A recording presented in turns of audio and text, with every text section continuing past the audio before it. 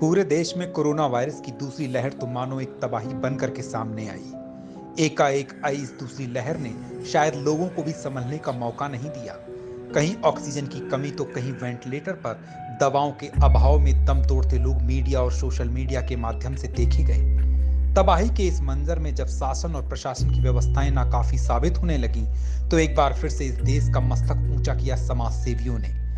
भारत भूमि की गाथा समाज सेवियों, दानवीरों और महापुरुषों के त्याग और बलिदान से भरी हुई है। चाहे वह महर्षि दधीचि हों या दानवीर कर्ण, अपना सब कुछ हार करके भी मानवता को बचाने के लिए सब कुछ निछावर करने की परंपरा भारत देश में ही रही है।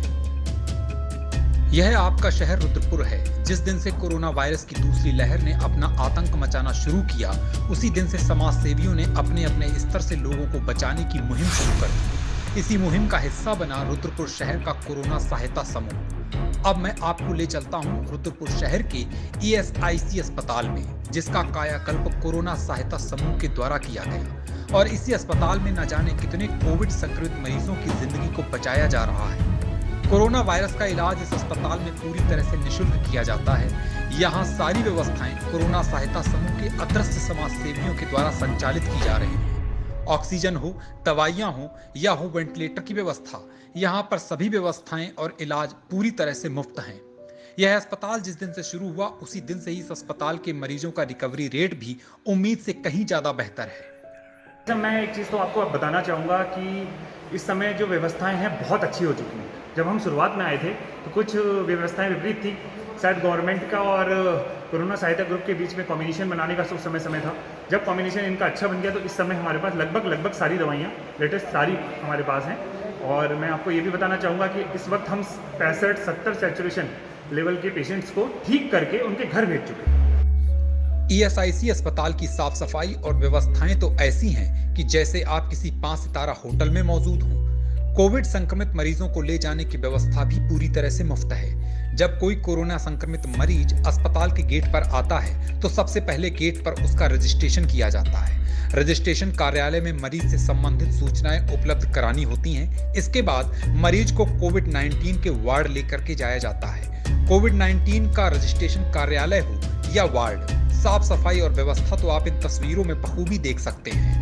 इसके बाद दूसरा सबसे महत्वपूर्ण काम होता है दवाइयों का। इस अस्पताल में दवाइयों की कोई कमी नहीं। यह बात खुद यहाँ के नोडल अधिकारी बताते हैं कि व्यवस्थाओं को सुचारू रूप से जारी रखने के लिए किसी भी तरह की कोई कमी नहीं की गई है। यह अस्पताल जब से कोरोना सहायता समूह द्वारा लिया गया है, अस्पताल सुचारू रूप से चल रहा है। मरीज सारे खुश हैं।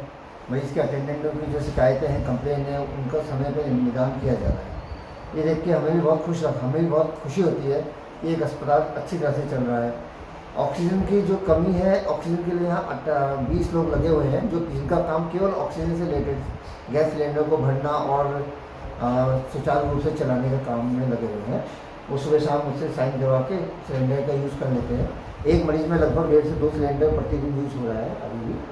और मरीजों के खाने पीने की व्यवस्था, साफ़ सफाई की व्यवस्था भी सब सुचारू रूप से चल रही है। हमारा मेन काम है कि मरीज ठीक होकर जाए और बिना किसी समस्या के, बिना किसी शिकायत के खुशी यहाँ से अपनी जाए।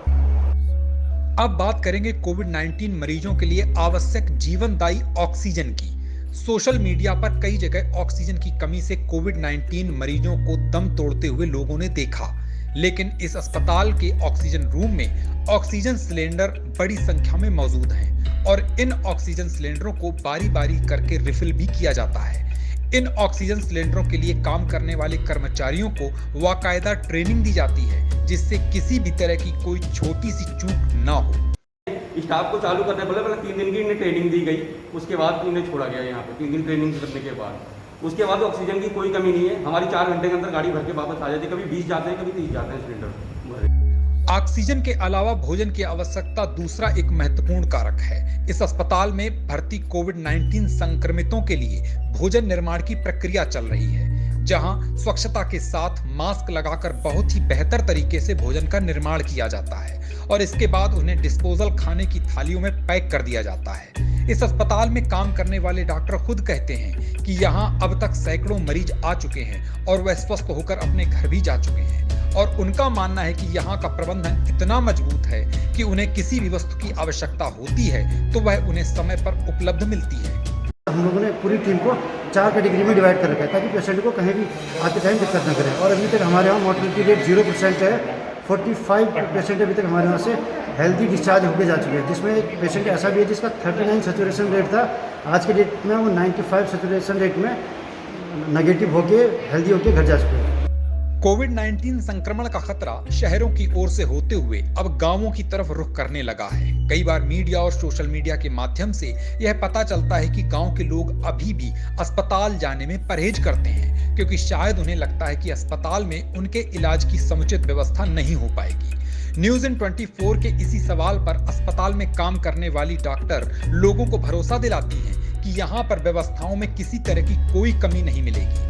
यदि आपके अंदर कोविड-19 संक्रमण के कुछ लक्षण भी दिखते हैं तो आपको ECIC अस्पताल तुरंत आना चाहिए। यहाँ पर सारी व्यवस्थाएं आपको पूरी तरह से मुफ्त दी जाएंगी। मैं गांव के लोगों से अपील करना चाहती हूँ कि प्लीज़ प्लीज़ प्लीज़ आप यहाँ पर आएँ।